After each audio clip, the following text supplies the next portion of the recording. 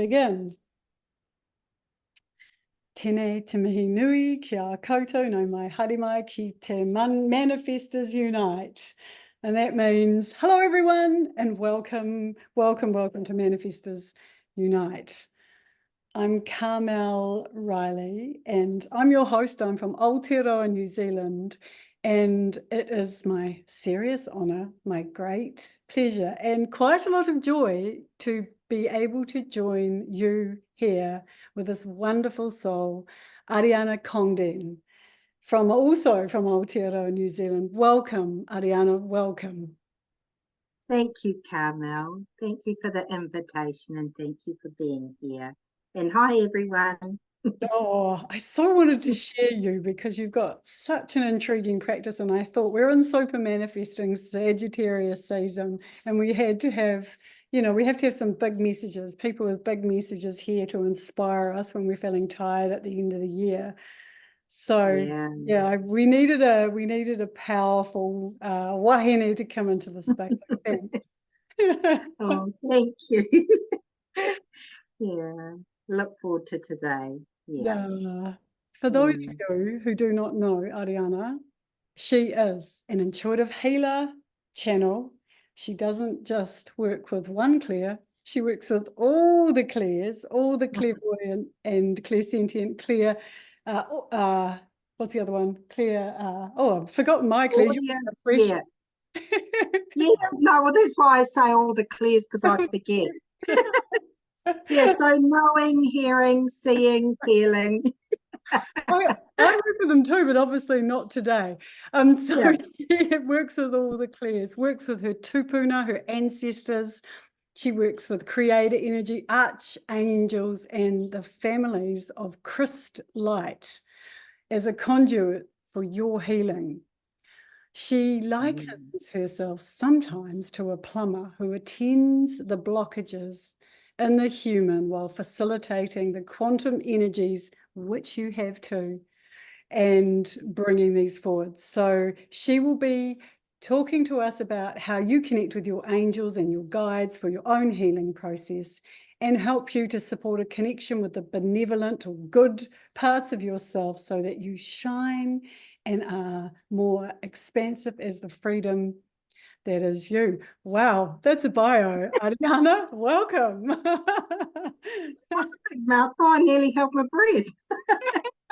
Well, there's a lot on that list. Yeah. A lot of energies and perceptions that you work with. Can you just tell us a little bit about why you came to this practice of both clearing and expanding? Well, it's been a life journey, like being the black sheep or the rainbow sheep in the family. Early memories, from even when I was 6 months old in the pram to 2 years old. So having it all the way through, and then life throws you things, and I guess the gift of not having confident parents or expanded, open-minded parents. Like most of us, like most parents. Are there any light expanded parents? There might be now, actually. Yeah, probably. Yeah. Not now, definitely not in past generations. I think everybody. Yeah, it's huge, eh? So it's just working things out for yourself, really. And I guess after that big, long, lengthy bio, it really is about manifesting empowerment in each and every person and remembering, to come back to that it is about their empowerment. And then I became a single parent, and so God gave me a male child, and I literally laughed after birth going, oh my God, he does have a sense of humour.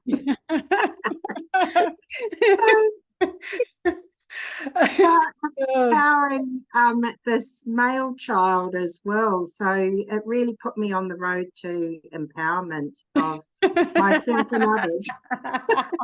As only a man can do that. So, oh God, I loved it. That's beautiful. And I was going to ask you, was it God who had the sense of humor or your son? I think all three of us, actually.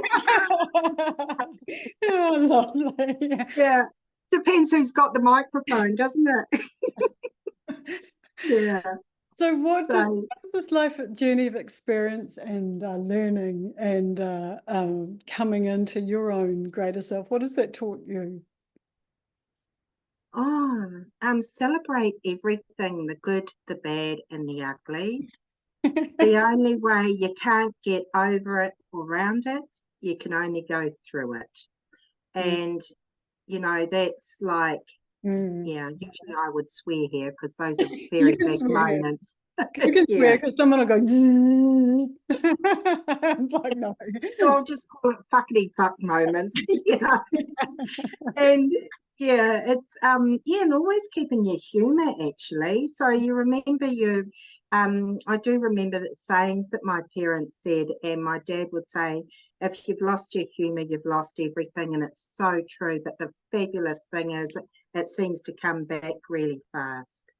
So especially if you've got someone to remind you of that. I really love that bit because so with my own practice of quantum astrology, I've really got into black holes. And there are some serious black holes in the universe. I don't think people realize how much they have an impact on them. But the great thing about the black holes is that if you just say to yourself, okay, I'm just going to get sucked down into this black hole. And it might be 2 years and it might be 2 minutes, but actually I'm just learning to surf them. And then, you know, I kind of think about that as it's so great that you brought that up because this end of the year, I personally feel from the spring equinox until now has been damn deep, dark and ugly. Yeah, absolutely. And yet so super cool because it just means you have to go deeper into yourself. And you know, and the more you do it, the more you get used to it. And you're a bit like, you you learn how to ride it better and just to take that sacred time and space for yourself.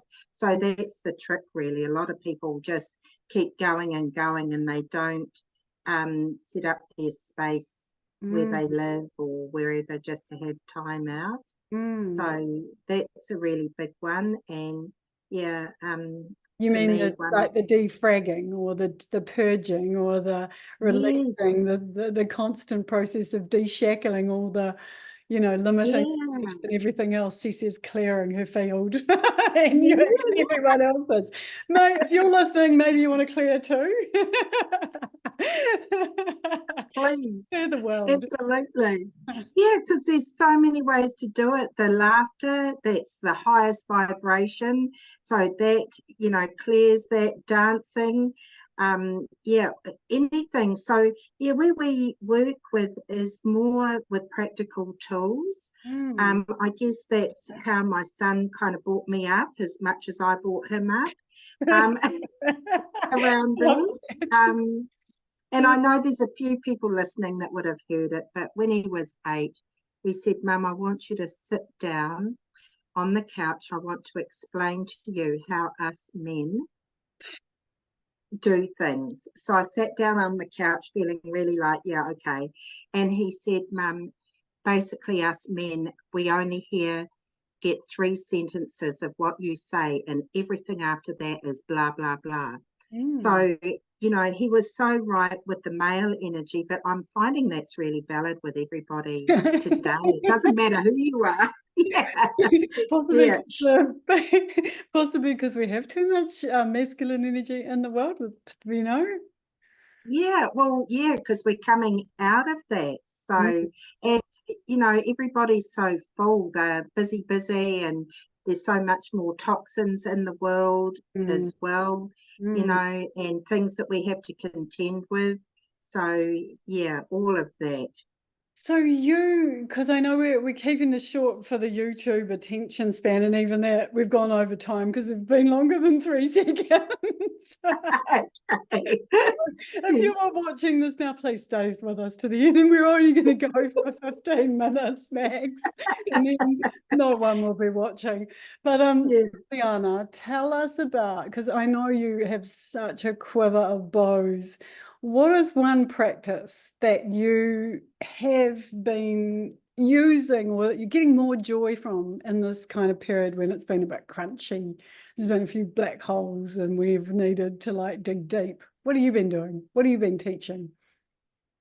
Well, I work with Tāwhiri Mātia, which is the god of wind, and I call him in for a blowjob. Oh my God. Tāwhiri Mātia. Can I Yeah. Okay, so yeah, you've got to Oh. remember though, the first time I did it, he came in with such force that I ended up with a Marge Simpson hairdo, and that took me days to unknot it. So, Spirit will say, there's a saying we all know: be careful what you ask for. Yeah. So, Come I here. am The cat's now. come in. Just saying it. Come on. Come on. She always comes in when something interesting, spiritual. Come on, puss. Oh, She's a little oh, silver. You'll see her. yeah, She's ignoring me because I was chatting to her. So, yeah. so you So call what I cat. do is I stand out, do the star outside, and I close my eyes and call on Tāwhiri Mātia, or the god of wind, to come in and cleanse my physical, mental, emotional, spiritual bodies.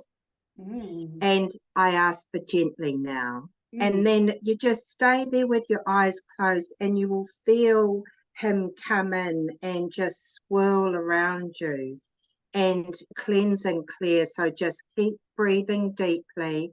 And usually you feel when that's finished, he's done, he'll just move away.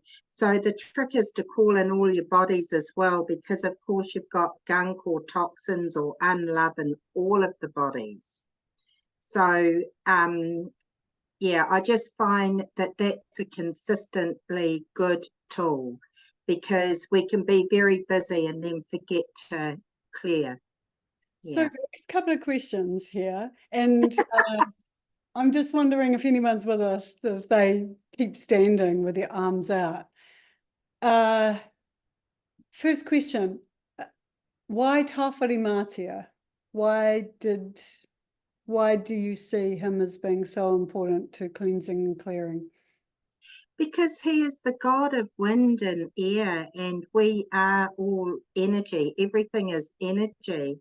And I guess he just came to me one day. So, you know, you meet different ascended masters, or, you know, in Aotearoa, you know, different, you know, gods, I guess, you know, out of our country. So, yeah, and you know, they all speak they say they speak all language. Well, they actually, you know, I share that too, that, you know, they'll speak Carmel, they'll speak Aryana. So they know that I need it simple. They know that I need it practical and light and a bit of humor. Because I can get really stuck and serious in my own stuff. So by keeping it light, and you know, you kind of do it with a smile on your face. So yeah, he's come in and taught me a few things actually, and it's just, you know, learning about him being with the air. We're all energy, the ether out in the universe, you know, it's all air, and that in the air is also water, and we're made up of water. So everything kind of comes back in on itself and folds in. So you can see the real connection there. It's funny you say that. I just got a very rude text from my husband about, was I, because he's been trying to ring me the whole time. I've just been going delete, delete, delete. It was like, are you going to pick up that effing? It's like, there's a blast of Tawhiri Mātia. So that's my second question. This is just, and again, it's because I've been hanging around with some barefoot people, and one of my friends has been barefoot for 4 years. Is there an ideal state to really feel into this this practice of Tawhiri Mātia? Is it better outside? Is it better inside? Is it shoes on, socks off? Some of those practical questions people always like to know. What do you think is best, or does it not matter? Yeah. If say you were sick or stuck in the house, stand by an open window so that he can get at you, or an open door. Right. Yeah, I always prefer outside, and barefoot, definitely. And yeah, good question, because it is about the connection first, connecting into Mother Earth's electromagnetic plate, then into either hollow earth or her heart, and then aligning with your higher self and creator source, or God source, yeah, whatever you call it, and just feel yourself come into alignment. Then do the intention of what you want. Yeah. And the intention, can you use this just for clearing, or could it be intention to, say, magnetize or activate something? Like, husband, go away, stop texting me. Sorry. I use that for that. Well, I can't really do it very politely, because I'd just be like using can you use other things other than just clearing? Can you use Tawhiri Mātia to activate an energy within yourself, or to power up an energy, or do you primarily use this as a clearing and a cleansing? Clearing and cleansing. I have used him to activate balance, especially when you're emotional, like when there's a lot going on in the collective and you're feeling it, because as sensitives, we do feel it. And a lot of people don't realize that they feel it more than they think. And it's actually not theirs, it's other stuff, So, yes. So I used... Yeah, it is more for that, really, more the clearing thing. But yeah, you could send out an intentional or a prayer to manifest what you wanted to call for you that day, or just out. Yeah. One and done. That is absolutely, utterly and beautiful. And I'm looking at that time, because we're going to come back. You'll have to watch the next interview, viewer, for the next practice, but you'll have to come back for part 2, because this is a very short soundbite to introduce you to Aryana. And Aryana, is there a place where people can connect with you just before we end? The best place that people could connect with you if they would like to learn more about this this use of your own healing abilities and the power around you, your relationship with nature, with the big elements, in this case Tawhiri Mātia. Where can people find you? Because this is on my website. So it's just aryana.co.nz, but Aryana is ARYANA.co.nz. That's awesome. So Aryana will help you with clearings as well. You actually facilitate those, as well as teach you how to be your own healer. Is that correct? Yes, healing through healings and readings. And yeah, it really is all about empowerment, which is self-love, isn't it? Yeah. Thank you, dear Aryana. Thank you for that very entertaining, funny, and something that I didn't think I'd ever learn. So thank you for joining today. Thank you. Mōrī ora. See you soon, everyone. Links are below.